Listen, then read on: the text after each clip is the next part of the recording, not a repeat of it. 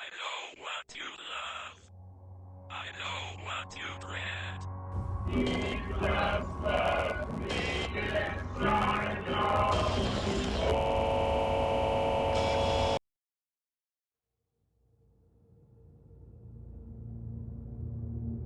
YouTube has been around for so long that sometimes old stories find new ways to resurface. Videos that look ordinary at first, but carry something heavier once you know where they came from. A few years ago, a small Japanese channel appeared with a single upload. Its title translated to Former Boy A's Sin and Confession. To most people, it wouldn't be given a second thought, but anyone familiar with that name would recognize it instantly. Boy A was the pseudonym given to a 14-year-old boy who, in 1997, committed one of Japan's most horrific crimes. And after decades of silence, someone claiming to be him had returned to speak again, but this time on YouTube.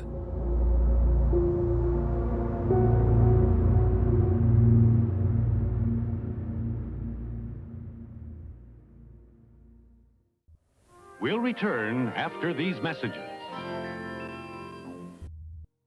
This message is sponsored by Raycon. Before we get into the first story, I want to talk about something they kindly sent over, their essential open-ear earbuds. I've been using them while editing my videos, and I'm really impressed.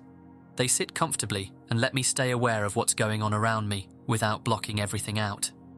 Regular earbuds shut out the whole world. You can't hear someone calling your name or anything. These sit just outside your ear canal, so you get clear sound while still hearing your surroundings. They're really light, and the rotating ear hook keeps them in place. I've worn them at the gym and around the house, and they've never fallen out or felt uncomfortable. And the multi-point connection has been genuinely useful. I'll finish editing at my desk and then head straight to the gym, and they switch from my Mac to my phone instantly. And the battery life is great. You get 8 hours of playtime and 36 hours with the case, so I barely think about charging them. Raycon has over 3 million customers worldwide, and the sound quality is just as good as brands that cost way more. And if you don't like them, there's a 30-day money-back guarantee. The essential open earbuds are here for the holiday season, and they're selling fast. Raycon audio products are up to 20% off this holiday season. Just click the link in the description, or go to buyraycon.com/thevoidopen to save on Raycon audio products site-wide. Order by December 15th to guarantee delivery by Christmas, because great gifts shouldn't show up late.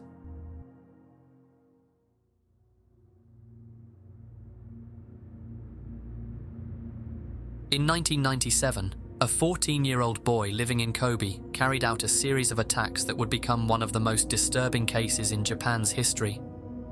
On March 16th, he struck a 10-year-old girl named Ayaka Yamashita with a hammer near a residential building. She died a week later. Only 10 minutes after that attack, he stabbed another 9-year-old girl outside a nearby park, injuring her. That same day, he wrote in his diary that he had performed what he called sacred experiments to see how fragile people were. When he learned that Ayaka had died, he wrote again, thanking a deity he said he had created in childhood, something he called Bamoidokishin. 2 months later, he attacked again.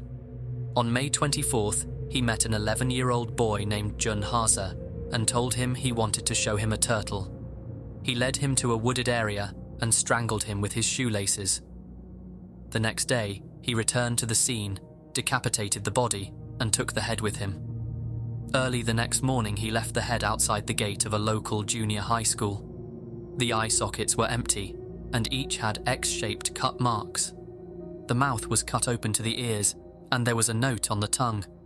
It read, "Now the game begins. Stupid police officers, try to stop me. I find killing extremely enjoyable."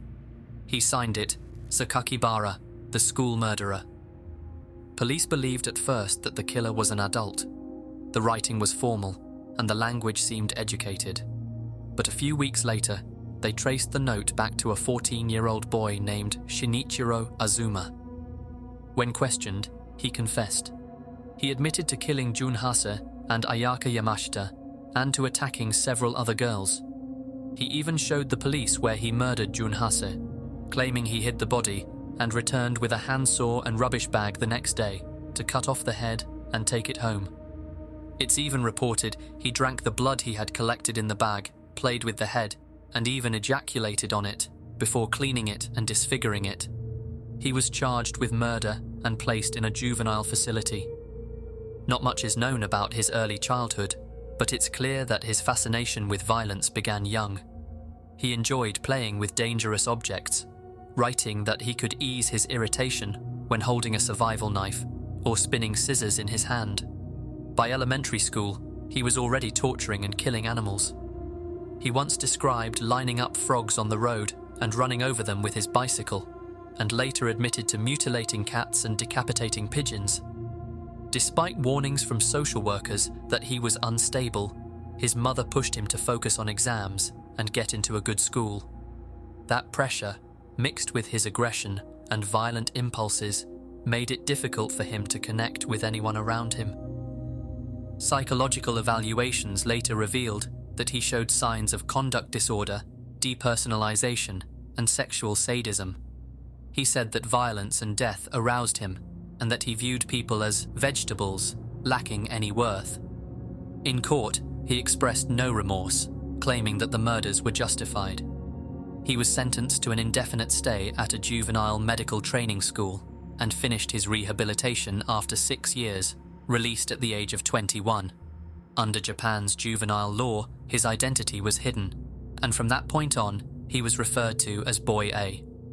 His real name, Shinichiro Azuma, was only made public later through tabloid leaks. In 2015, Azuma resurfaced. He released a book titled Zeka, where he wrote about the murders in explicit detail and claimed to express regret. The book was banned in some stores, but it still became a bestseller. Shortly after, he launched a personal website that included nude photos of a man he claimed was himself. The site drew intense criticism and led the magazine Shukan Post to publish his name, photograph, and the city where he lived at the time. Even though his crimes led Japan's government to lower the age of criminal responsibility from 16 to 14, Azuma served only 6 years before being freed. Now, in his late 30s, he's believed to be living quietly, away from public attention. For most people, that was the end of the story. The case disappeared from the news, and the person once known as Boy A faded from view. But years later, his name appeared again. Not in headlines, but on YouTube. I first came across the channel through a post on the Deep Into YouTube subreddit. Someone had found a Japanese channel called Former Boy A's Original Sin and Confession, created on New Year's Eve in 2020. The description reads, "Hello, I am former juvenile A. 25 years have passed since the incident I committed. The guilt I carried at age 14 has turned into original sin, and it still haunts me to this day. I have expressed my opinions through various media outlets, but this time I would like to share my clear words with everyone through the largest medium possible, YouTube. There is someone using my name on YouTube, but this is a fake. Please be aware of this." There's only one video on the channel, simply called Hello.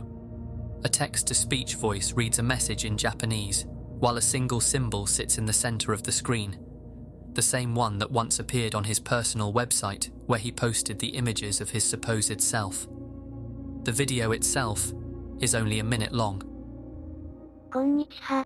元少年 A です。僕が起こしたあの事件から25年が経ちました。あの日背負った自罪は現在へと変わっていき、今も僕の背を這い、足をもつれさせます。すでに社会に復帰し、生活があるため生の声をお聞かせすることは叶いません。赤と白に呪われた僕の透明な声を皆様のもとに送り届けることは残念ながらできないのです。しかし、透明な僕にも言葉だけはあるのです。意志を伝える言葉は、失っていません。僕は今まで、様々な媒体を通して魂を宿した声ではなく言葉を伝えてきました。そして神のいないあの夜から25年が経ったのです。だからこそ僕は以前から考えながら実行に移すことのできなかった腰つべ上での活動を開始します。透明な僕の告白をどうかお聞きください。The line that stands out most is when he says his voice is cursed by red and white. In Japan, those colors are usually seen together during celebrations. Red represents life and vitality.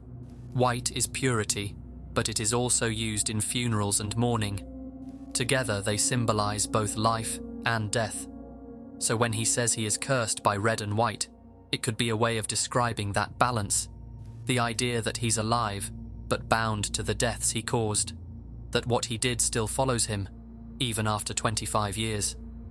The writing on the channel is almost identical to what appeared on his website and in his book, and the symbols are exactly the same. Before launching that site, he sent a letter to a magazine saying he was ready to stop if no one reacted, as if the attention itself was part of what he wanted. As for the video itself, it feels too specific to be random. There's no way to know if the person behind the channel is really Boy A. It could be him, or it could be someone pretending to be. In the video, he said he was planning to start something on YouTube, but 3 years later, that never happened. The channel remains empty, frozen on that single message. But maybe that was the point, to leave one final message, to just disappear once again.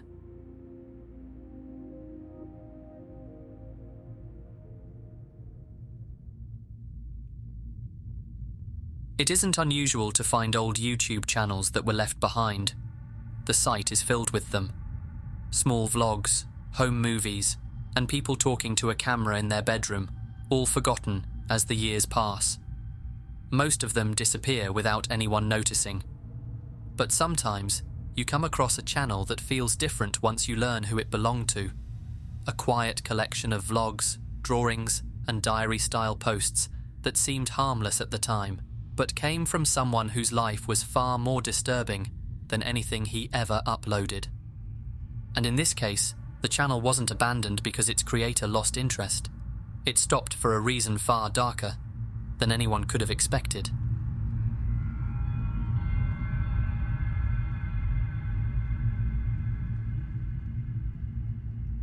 DrNickalausBate Stoutzenberger, known online as Nick Bate, was born in 1991 and grew up in Pennsylvania. His early life wasn't stable. Relatives have said his father struggled with alcohol and could be abusive, and his parents divorced when Nick was 10. He later lived with his mother and aunt, and he had a younger half-sister called Amber, from his father's next relationship. In school, he was placed in emotional support classes. Teachers described him as smart and funny, but also quiet and easily irritated by noise. By 7th grade, he was homeschooled by his mother and aunt and stayed that way until he finished high school. After graduating, his aunt helped him apply for Social Security benefits.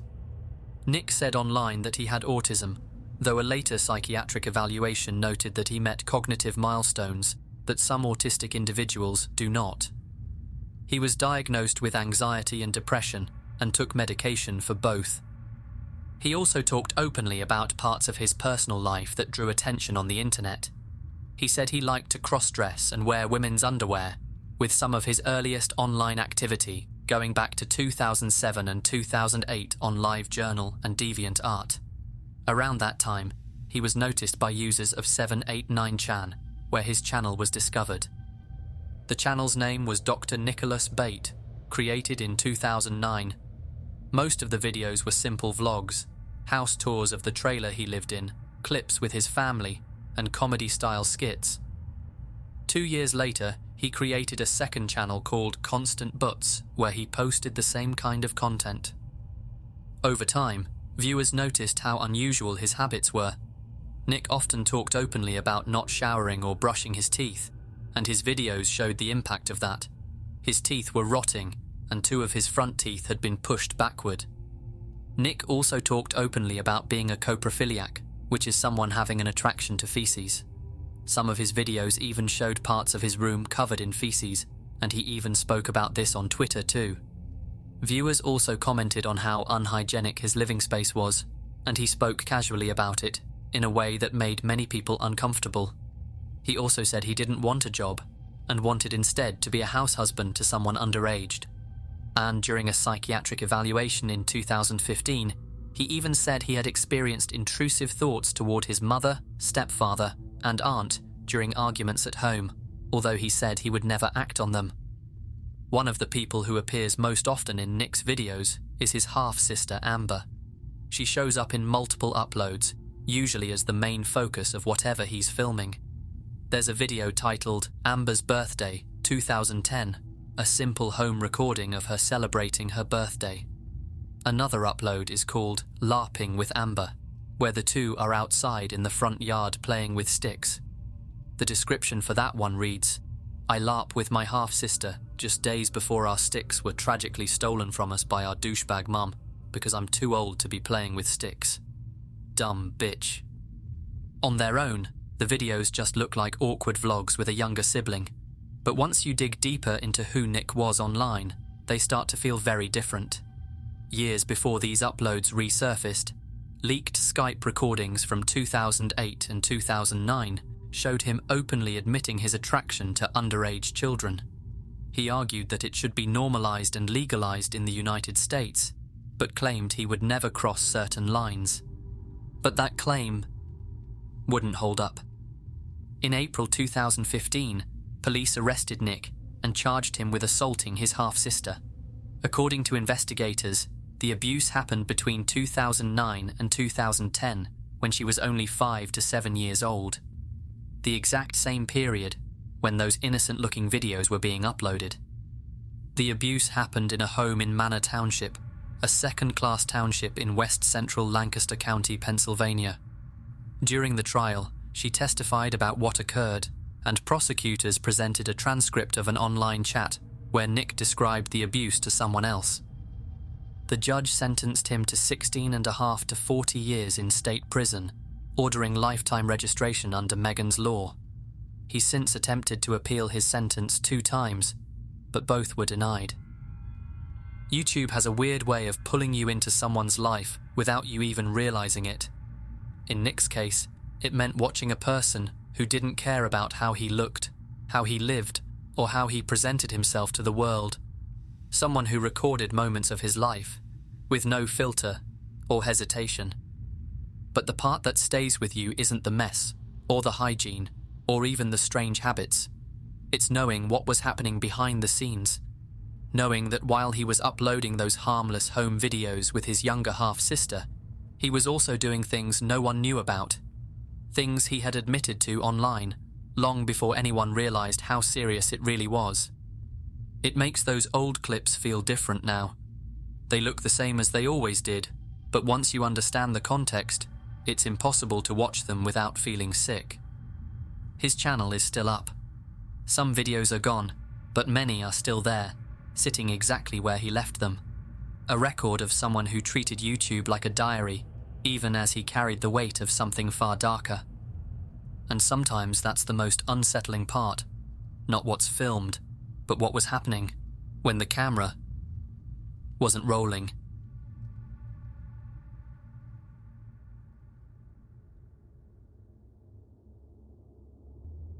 On YouTube, there's a creator known as Jupiter Joe. His videos show him setting up telescopes on sidewalks, teaching people how to find constellations, and explaining the basics of astronomy. He made it his mission to bring the stars a little closer to the city and to let anyone, especially kids, see what's above them. He wasn't famous, but in his community, people knew him. He ran small workshops, volunteered at schools, and talked about space with a kind of passion that made it hard not to listen. But behind the person in those clips, there's another story.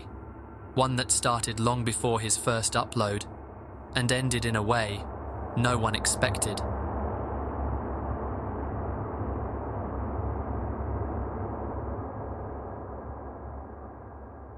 The man behind the channel was Joseph Martinez.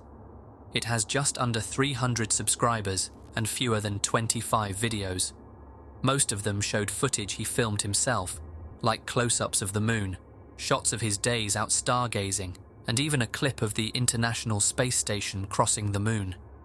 He used the channel to share his love of astronomy. On his website, he wrote about wanting to bring that same fascination to his community in the Bronx, especially to kids who didn't have many chances to experience science outside of school. His goal was to make people curious, to help them look through the telescope and ask one simple question: what else is out there? He came across as calm, patient, and genuine, someone who loved what he did and wanted to share it with anyone who would stop to listen. But long before those videos were uploaded, another story had already begun. Back in February 24th, 1999, 13-year-old Minalise Soriano left her middle school in the Bronx to walk home, but she never arrived. Her family reported her missing, and for 3 days, there was no sign of where she had gone. On February 28th, her body was found. She had been bound, wrapped in a garbage bag, and dumped inside a dumpster behind a video store in the Co-op City area of the Bronx, not far from where she lived. The medical examiner determined that she had been strangled and sexually assaulted. Minalise, who went by Minnie, wasn't the kind of girl anyone expected to vanish. She was a straight-A student who wrote poetry in her journal about love and rainbows. She told people she wanted to be an astronaut one day. Detectives treated the case as a priority. They started close to home, looking at people who had access to her and knew her routine. Her stepfather was questioned, as was a handyman at the apartment complex, along with neighbours, relatives, and many of her friends, but each of them was eventually cleared. The one thing the killer left behind was a small patch of DNA on her clothing. At the time, there was no match in any database. The sample was stored, but without a name to attach it to, there was nowhere else to go. As weeks turned into months, the investigation slowed. New cases came in, attention shifted, and the leads that detectives once had dried up. Minalise's murder stayed open, but there were no suspects or arrests and nothing new to go on. For more than 20 years, her case sat as one of many unsolved files, waiting for a break that never seemed like it would come. But in 2021, detectives with the NYPD decided to try something new. They turned to a method known as familial DNA testing. Unlike standard searches that require an exact match, this technique looks for partial matches, relatives of whoever left the evidence behind. When the sample from Minalise's sweatshirt was tested again, it produced a close match to a man who had already died, whose DNA was in a database after a sexual abuse arrest. That man had a son, and his name was Joseph Martinez. Martinez had lived in the same Bronx apartment building as the Soriano family in 1999. When detectives reviewed the original files, they saw that he'd even been questioned during the first investigation. He had told police he saw Minalise getting mail in the lobby and selling candy from door to door with her sister. At the time, nothing about that seemed suspicious, and he was cleared. But now, detectives began to re-examine everything. They built a family tree based on the DNA link to Martinez's father and narrowed it down to 5 potential relatives. From there, they used old tenant listings, immigration records, and physical descriptions to eliminate names one by one. The list got smaller until only 3 people were left, and one of them was Joseph Martinez.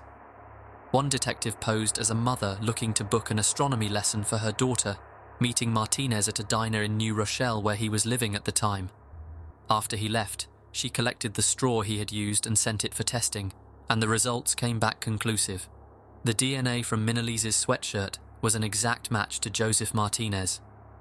After more than 2 decades, they had their suspect, the man who taught astronomy to children across New York City, the man known online as Jupiter Joe. On November 30th, 2021, Joseph Martinez was arrested by the NYPD. He was 49 years old. Prosecutors charged him with murder, and in court, he pleaded not guilty. At the time of this video's release, his trial is still ongoing. What makes this case so hard to process is who he became afterward.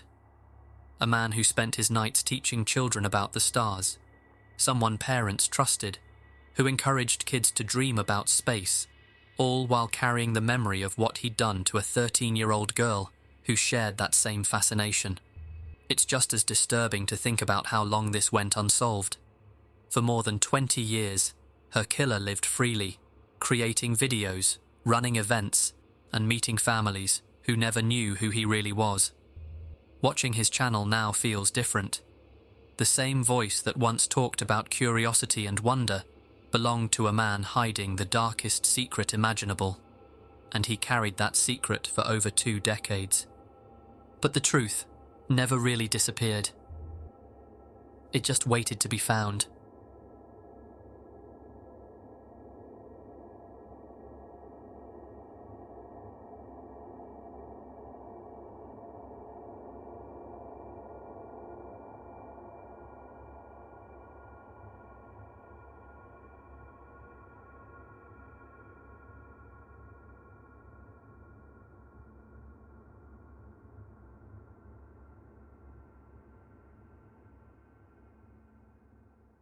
Thanks again to Raycon for sponsoring this video. Go to buyraycon.com/thevoidopen to get up to 20% off the essential open earbuds.